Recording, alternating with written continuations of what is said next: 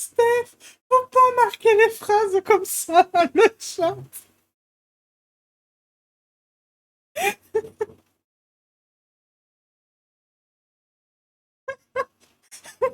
Recoucou, je m'excuse.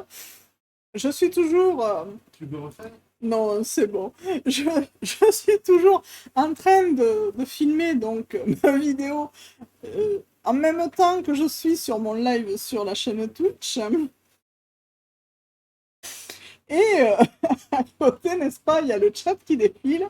Heureusement que vous ne le voyez pas. Mais je suis bidonnée, donc je suis désolée. Là, c'est vraiment un live.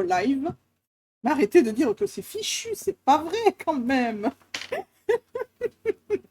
Un minimum de professionnalisme. Ouh, pardon, je me reprends. Je suis désolée. Mais on est youtubeuse un carton ou on l'est pas. Voilà. Donc, je viens vous présenter cette fois-ci Karen Pont et ton cœur qui bat, paru chez Pocket. Et ça, c'est le livre de poche, hein, du coup. Si vous voulez avoir, par contre, le grand format, parce que je sais qu'il est sorti en grand format, c'est chez Michel Lafon. Il me semble qu'elle l'a... Oui, voilà. Chez Michel Lafon. Si vous voulez, le grand format. Alors, ici, on retrouve Roxane, qui a créé un blog, en fait, dans lequel elle raconte ses péripéties quand elle part en voyage dans tous les coins de France. Parce qu'en fait, elle, comment dire, elle est avec sa meilleure amie, patronne d'une agence qui s'est créée parce qu'elle voulait partir en fait en vacances et elle ne trouvait pas d'agence de voyage qui correspondait vraiment à leurs souhaits, qu'elle leur dise, voilà, ben là, si vous allez là, vous allez voir des, je sais pas moi, des requins, là, si vous allez... C'était trop, comment dire, basique à leur goût. Donc, elles ont décidé de créer Voyage... pardon, j'ai un trou de mémoire. Voyagel, voilà. Donc leur agence s'appelle Voyagel, c'est une agence où justement elles vont elles-mêmes tester les endroits, les divers endroits qu'elles vont aller visiter, que ce soit à l'étranger ou en France. Et elles trouvent des lieux, on va dire entre guillemets, atypiques, parce qu'à chaque fois, elles testent des nouveaux concepts aussi. Et Roxane, elle, répertorie sur son blog, au jour le jour, les expériences qu'elle fait en fait sur le terrain. Elle va arriver un jour, comment dire, elle va arriver dans un coin de France qui, qui va être différent des autres. Elle va trouver un hôtel qui s'appelle Au meilleur ami de l'homme et ils ont un concept qui est en fait que quand vous louez une chambre, vous avez un chien devant votre porte. Et chaque chien est proposé à l'adoption. Donc, vous passez en fait votre séjour avec votre compagnon qui vous est affilié devant la porte. Et ben, si vous vous entendez bien et que vous voulez vraiment adopter, vous pouvez repartir avec lui. Bon, bien sûr, il y a des démarches, hein, on ne va pas non plus passer dans le... Mais dans son livre, c'est expliqué comme ça. Ou alors, ben, vous vous en parlez autour de vous et le bouche à oreille, voilà.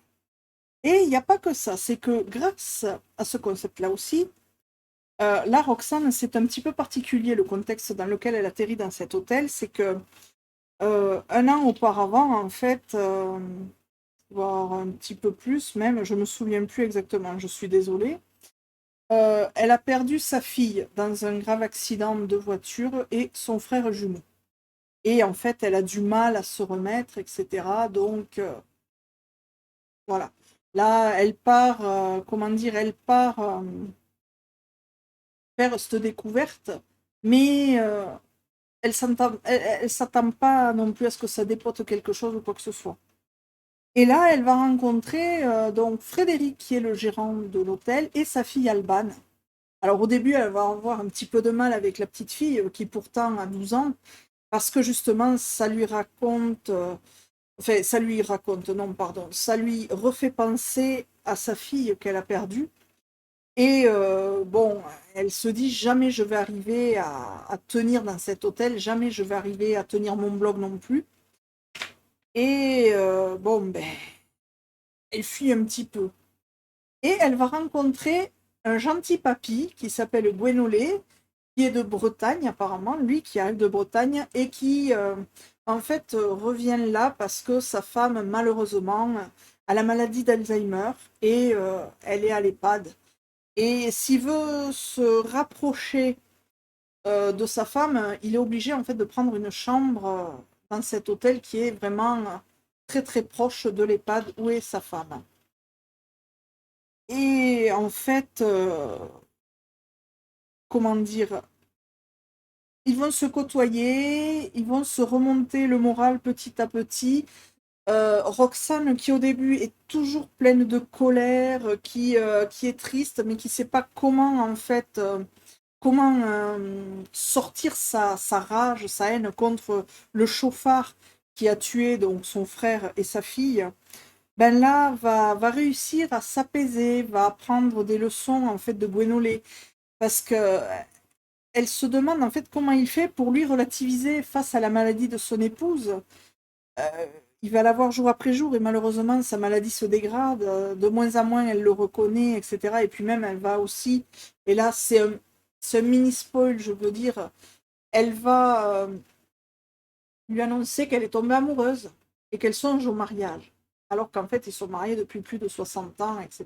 Donc, ça va être un déchirement pour ce monsieur. Donc je suis désolée, c'est la fin du spoil.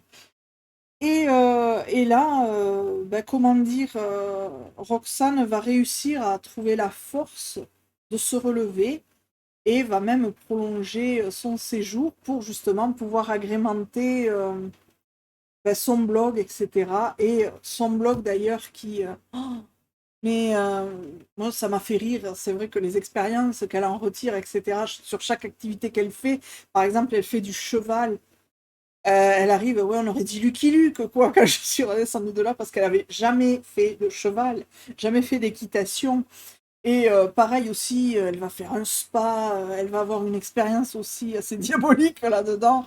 Enfin bref, c'est vraiment, c'est un livre qui est un livre doudou, je serais tentée de dire, parce que même s'il y a deux destins là qui ont été très très durs à suivre, parce que ben, la perte d'un enfant, c'est toujours très très dur à subir, la perte d'un proche, quel qu'il soit, c'est dur.